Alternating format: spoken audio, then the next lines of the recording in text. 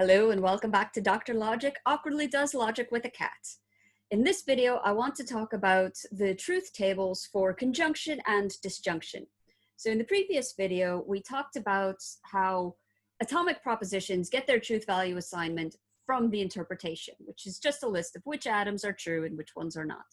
And then we saw how if we know the truth value of some arbitrary formula, we can determine the truth value of its negation simply by moving true to false and false to true. But what about the binary connectives, conjunction, disjunction, and implication? Here we have to look at the truth values of not just one atom, but more than one atom, or in the case of complex formulas, the conjuncts or the disjuncts or the antecedent and consequent of the formula may themselves not actually be atoms, but complex formulas. So we end up, what we are doing is we are developing a recursive account of the truth or falsity of propositions based on the truth or falsity of their component parts. So let me see if I can bring up my whiteboard even more awkwardly than, oh, there we go. No cat, slightly less awkward, slightly less fun. So let me bring up the whiteboard, and what I'm going to do is just over here, quick give you the reminder of the truth table for negation. If phi is true, then not phi is false, and if phi is false, then not phi is true. You'll notice that I wrote these truth values underneath the negation, so it helps you keep track of kind of what the input parts are for the outputs. But now we have two binary connectives, conjunction and disjunction. So we've got two different component parts that we need to look at. So either they are both true, or the first one is true and the second one is false, or the first one is false and the second one is true, or they are both false. So I will draw in this table both the column for phi and psi and the column for phi or psi. Conjunction is probably the most straightforward of all of the binary operators.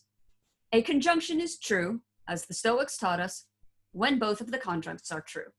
So in this line here, we've got true, true, so the conjunction of them is true. If any one of the conjuncts is false, then the entire conjunction is going to be false. So we saw this with the Stoics, where you could have potentially very long conjunctions. All it took was one falsity to make the entire thing false. So there we go. Here, underneath the conjunction operator, we have the possible outcomes of the truth value of the conjunction giving the truth values of the conjuncts.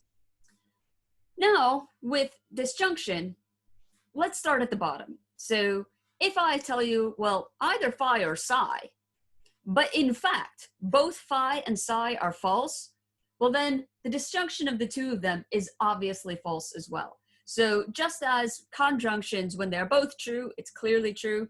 With disjunctions, when both of the disjuncts are false, the disjunction itself is obviously false. Now, the Stoics taught us that if you have exactly one disjunct true, then the entire disjunction is true. So here we have phi is false and psi is true. That would make our disjunction true. In the second line, we have that phi is true and psi is false. So again, exactly one, so let's make that true. Now, if we were going to be representing the table for Stoic disjunction, this one here, where both of the options are true, would actually render the entire disjunction false. That's because the Stoics take the exclusive account.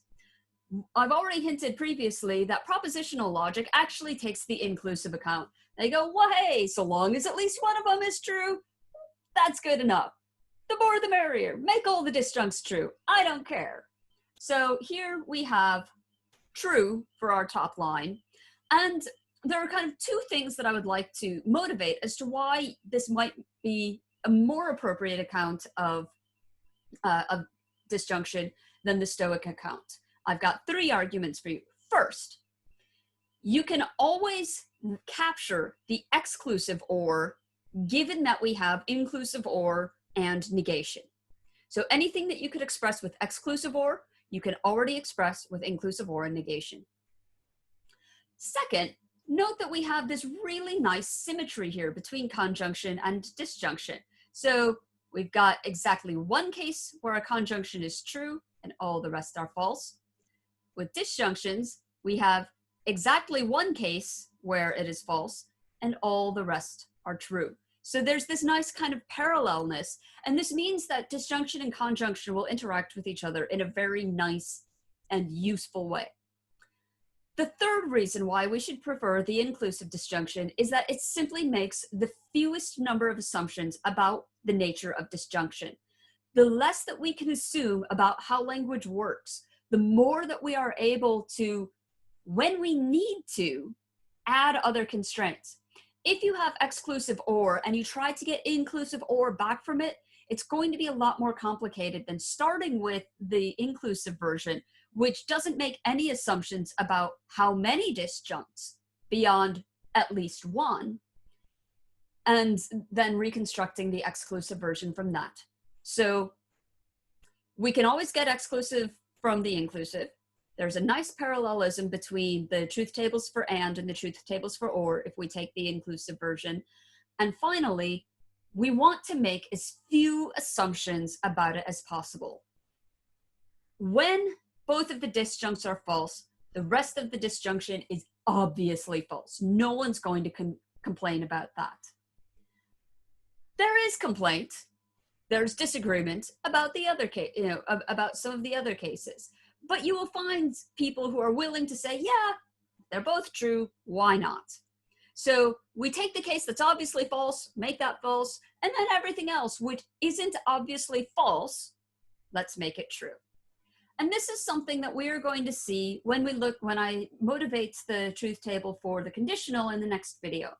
After that, we'll then see how you can combine all of these tables to generate the truth values of arbitrarily complex sentences. There'll be more definitions and more wonderful things and all sorts of great stuff. And eventually we'll get to the proof theory, but we've got a ways to go before we get there. So thank you very much for joining me, and I hope to see you next time for the material conditional. See you then.